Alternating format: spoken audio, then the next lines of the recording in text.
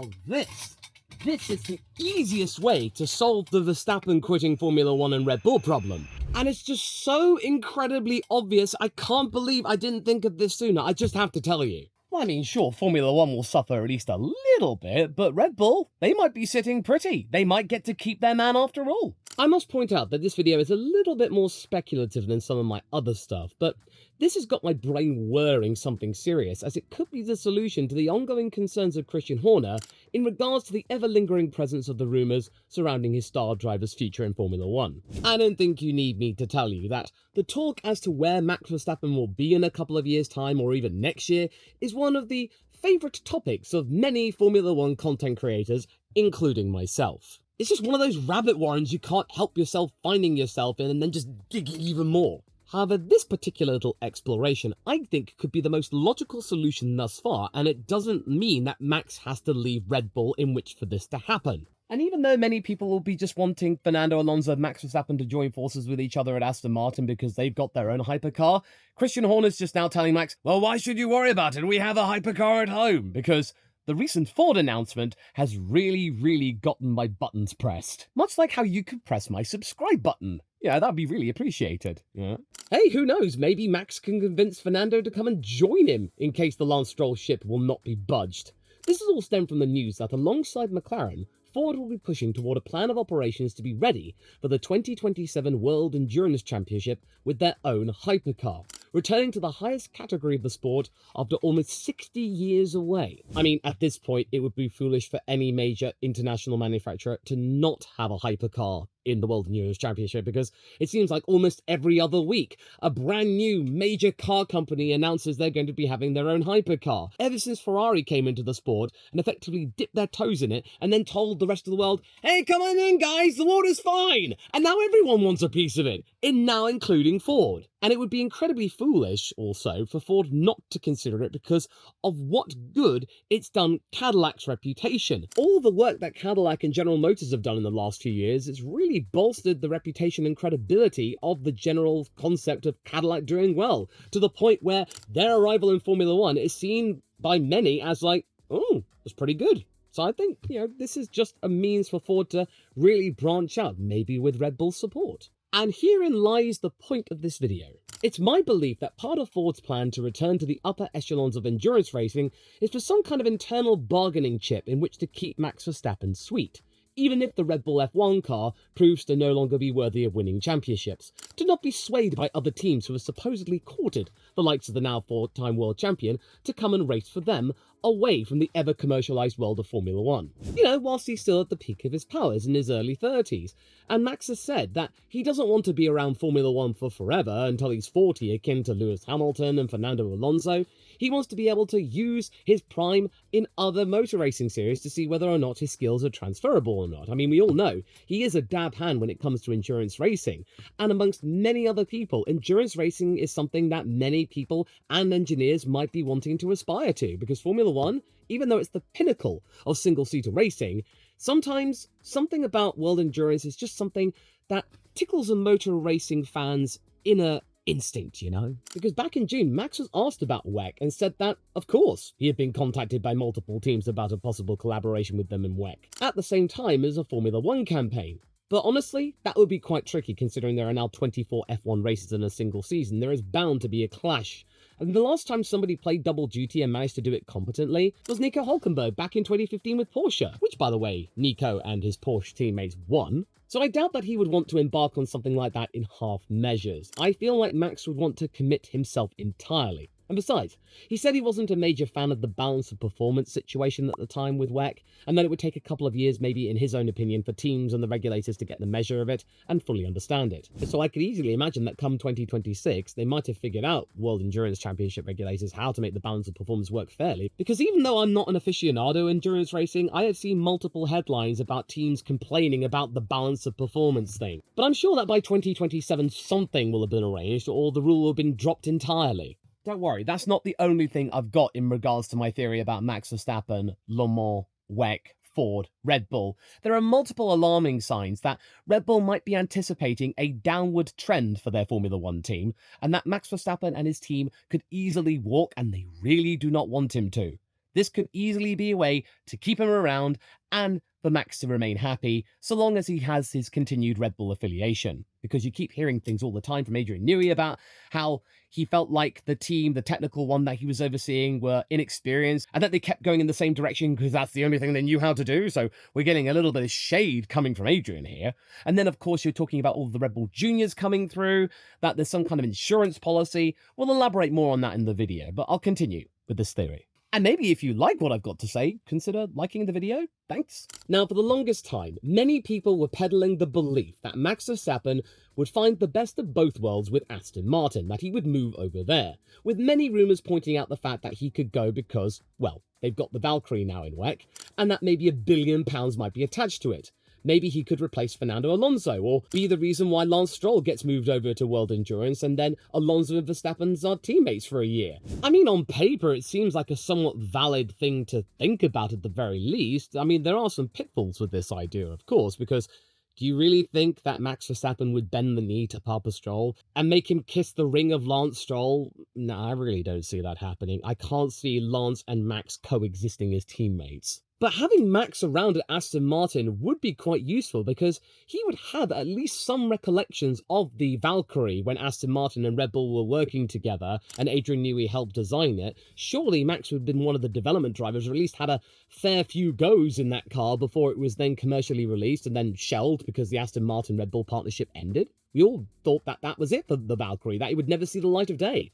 Well, I mean, it has now. But still, it was really confusing seeing the Aston Martin logo there, where they had no hand in the power unit side of things, and yet their logo was just emblazoned on the car as a brand. So, yeah, with Papa Stroll acquiring the man who designed that car in the first place, using his now own resources, just get one of the drivers who helped out in the development of it too to get maximum efficiency. It seemed like a logical step in a way. But again, I really can't imagine Max Verstappen mincing his words and complimenting Lance, even if it's not in Formula One, so that is a very, very major flaw. There would be many butting of heads between Papa Stroll and Max Verstappen and his dad.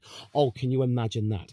Lawrence Stroll, Jos Verstappen, in a room with boxing gloves. Yeah, that would be even more intense than it was back in the day at Toro Rosso between Carlos Sainz Sr. and Jos Verstappen, but hey, get out the popcorn! So maybe all of this news of Ford breaking into World Endurance just as they're starting to really ramp up their efforts commercially with the Red Bull drivers, yeah, this is all forming to some sort of destiny. And it's also quite evident that Red Bull are in a rush for this union with them and Ford over the powertrain regulations to bear more commercial fruit, since even though they are still tied up technically with Honda for one more year, they have begun to increase their social media engagement with Ford, with both their drivers Liam Lawson and Max Verstappen being seen driving in various examples of Mustangs in the past few months as part of the Ford Performance Division's Dark Horse iteration in the case of Max. It's a really confusing time, isn't it? Because it just looks like Red Bull are double dipping at the moment. They're trying to keep Honda sweet because there's a championship or two to try and win, so they don't want to step on their toes too much or else they might just work to rule.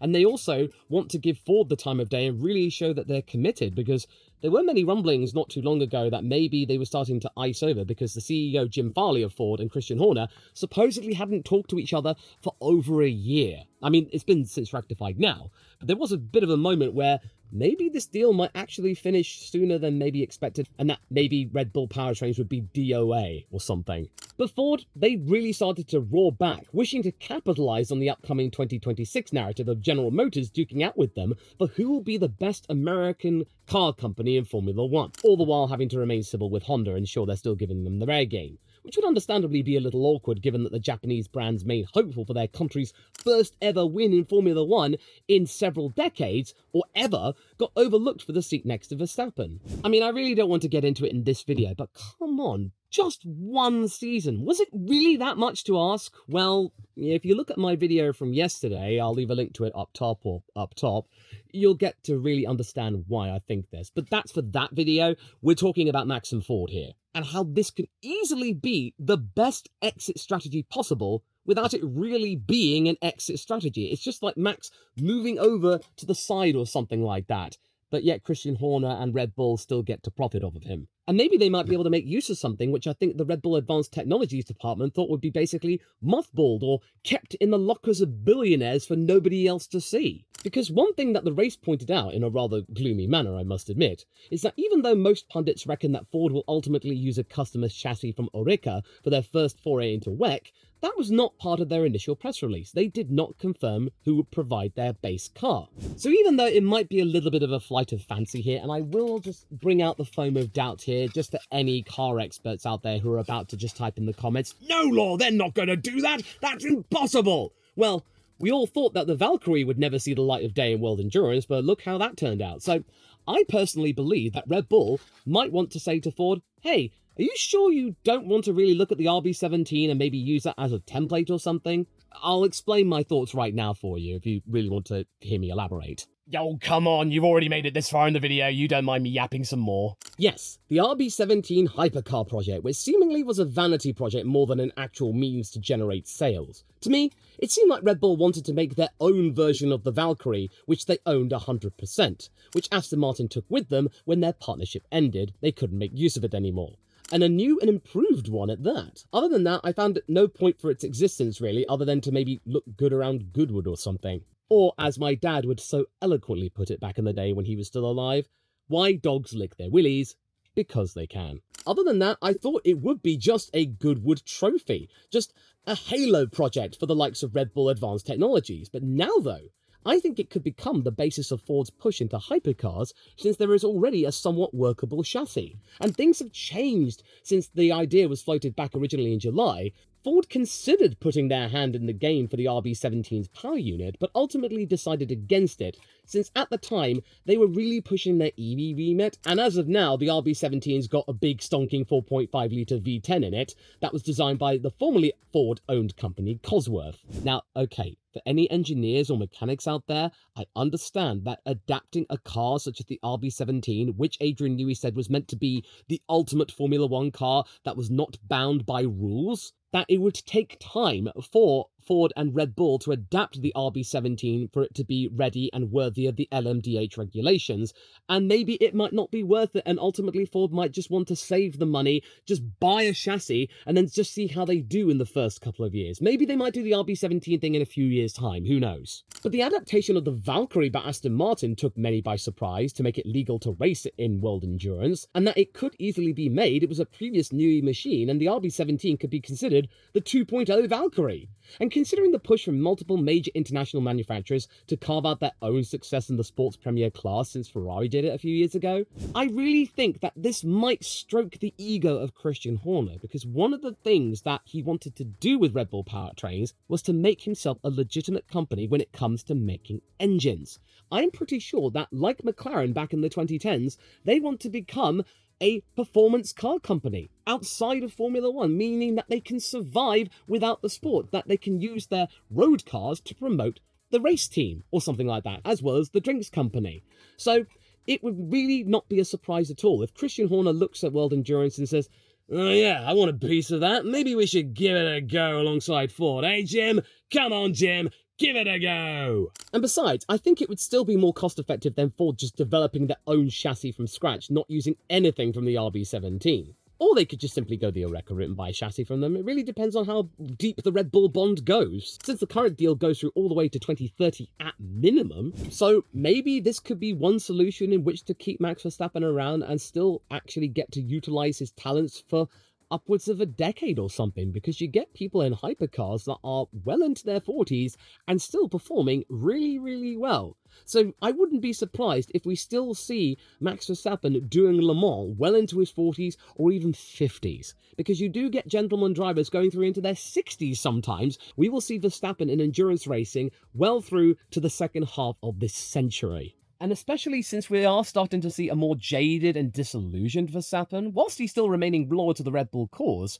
when it comes to Formula One, his limits and tolerances are being incredibly tested. And I think many people, even if they're not fans of him, would perfectly understand why he must surely think that Mohammed bin Sulayem is out to get him. What with the frustrations over the course of last year from his warnings regarding the RB20 being undermined by the technical team, the competition catching up really quickly and sometimes surpassing Red Bull after such a dominant 2023, and then the FIA starting to get ideas above their station regarding cursing with this Appendix B for the stewards to use in these documents, which seems specifically targeted at Verstappen for misconduct, swearing, any signs of protest, or anything that means he doesn't attend designated FIA meetings and sessions.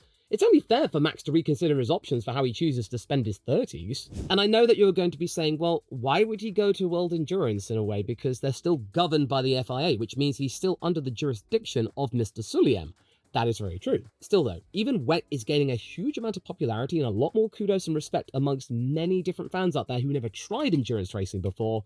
In comparison to Formula 1 right now, it is much smaller. It has got a far smaller reach. And Max Verstappen, oh, he wouldn't have as many fans or the press bothering him. For him, that's fine by him. Not to mention Mr. Sulayem is probably not really that bothered about WEC. He just can't help himself from getting his nose stuck into Formula 1. He brings himself into the conversation even though he promised a couple of years ago to not get involved in the daily running of F1 anymore. He promised and he just broke it. And then you couple that with the 2026 regulations being something that Verstappen has regularly expressed negative sentiments toward on many occasions, it's only natural to speculate that Max could act on his words and just quit the sport before his contract with Red Bull ends. Since he has stated many times that he is not in the business of Formula 1 to chase records. His ultimate goal was to win the world title, and he did it in 2021. After that, he'll stick around because at the time he enjoyed Formula 1 with a team that was on the up. But fast forward to 2025, is Max having as much fun as back then? Probably not. And Red Bull are aware of this most likely, so why not come up with a solution, which sees him stick around with them as a brand ambassador? You know, whilst also helping to strengthen the relationship between Red Bull and Ford with their powertrains division, because, well, Ford's building the battery, they want to really make use of their commitment towards electric vehicles and battery power and whatnot, and Red Bull, well, they want a supplier with a really big brand name, and Ford, that's one of the biggest names in the automotive legacy sector going. And also, you gotta remember that even though Red Bull and Max are like that in Formula 1, Red Bull have followed him all the way through to Team Redline, Verstappen.com Racing. Wherever you see Max's name, Red Bull is not far behind, and they wanted to keep it that way. Because we've seen with the likes of Mark Webber, Sebastian Vettel, now he's come back to them in a way, and then there's David Coulthard. Ideally, Red Bull would like to keep some kind of contact with legacy drivers who either have done really well for them or retired with them. So that means they can use them for promotional events because there'll be some brand and name recognition. Max Verstappen is the biggest name going. If you ever put Max, once he is retired, alongside Sebastian in previous F1 cars that they raced to championships, that would gain so much attention. In short, Christian does not want to let go of Max, but he knows that he might not be long for Formula 1. So it really just would not come as a surprise that he's maybe coming up with plenty of initiatives in the background to ensure that he can get whatever he wants, that Max will still be affiliated with him for the rest of his motor racing career, but to also have ready many rookies that could step in and fill in the void. So that means they're not left in a hole like they were when Daniel Ricciardo skipped town back in 2018. So a Red Bull-backed Ford hypercar team for 2027 at Le Mans is entirely possible as of now. The fact that Ford chose not to disclose their chosen chassis provider right now as soon as they announced it is something to take note of.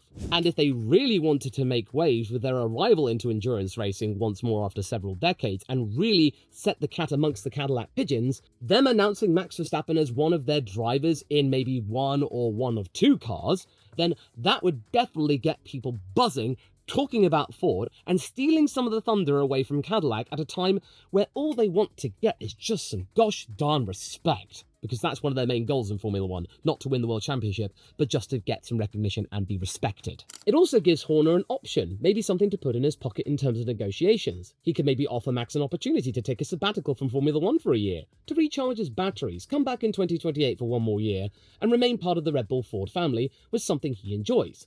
And the calendar in World Endurance would be far less grand than Formula 1. It'd allow Max more time to spend with his family, which would especially be a positive for him because, well, He's about to become a biological father for the first time after having cut his teeth with Penelope to good effect. Because I think it's quite obvious that Max really enjoys his personal life, his time spent with his family, doing all of this stuff online sim racing. He's not a guy that wants to go out and travel the world all the time. You're not going to see him, like with George Russell, taking his shirt off randomly on some beach in some random country or something like that, or on a powerboat or something. No, most of the time, you're going to see Max just out with his family, in his car, around Monte Carlo, then at home, taking part in a random race and then just completely trouncing everybody, and then really getting under the claw of a random sim racer that went out on him a couple of days ago. So with Max done with Formula One, technically, he's not after trying to chase Lewis's record of championships or amount of victories in the sport, so I think those records of Hamilton's will be safe. Then this could easily be the next port of call, and Red Bull still get to make millions and millions of dollars off of him. And if Red Bull and Ford are not considering this potential exit strategy, they would be incredibly foolish, because, like I said earlier, there are no shortage of teams who are chomping at the bit to secure Verstappen for their team.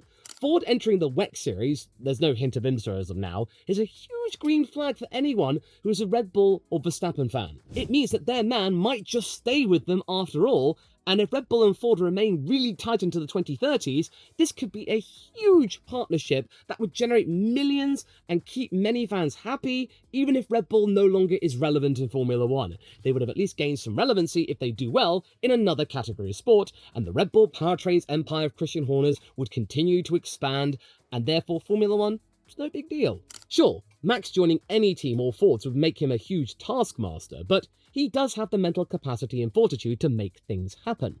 Plus, he would be probably even more effective since the calendar isn't so dense. He could commit more time to it. And there is, for now, far less distractions that have nothing to do with racing. I think you know what I mean.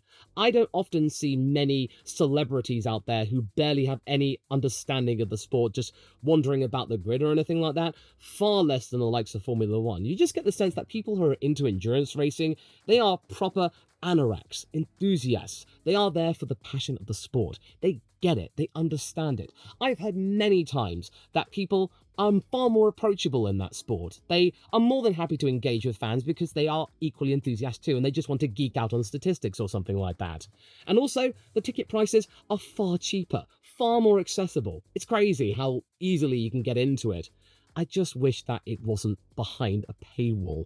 I see you, Discovery Plus. How dare you take away basic access to Eurosport? How am I supposed to watch them on now without paying an arm and a leg for it? Now, yes, of course, what I am talking about and what I have talked about is just a theory. It could easily be proven wrong really quickly. Ford might just announce they are buying a chassis, that Max Verstappen has no interest in world endurance as of now, and then it'll just be completely left to rot, this video. But it is just something that I think is entirely possible as of the end of January. And I find it personally fascinating. I just wanted to share it with you. That maybe it shows that Red Bull are not just hoping against hope that they can count on Max sticking out through 2028, just out of sheer blind loyalty to F1 alone. And I'm certain that Ford will be interacting with Verstappen constantly, and that in turn the Dutchman will want to actively be kept in the loop about it as well. So, okay, if he did decide to sidestep Formula One and go into world endurance a couple of years early, then who could be the one to replace him? You really think Liam Lawson is the guy, Law?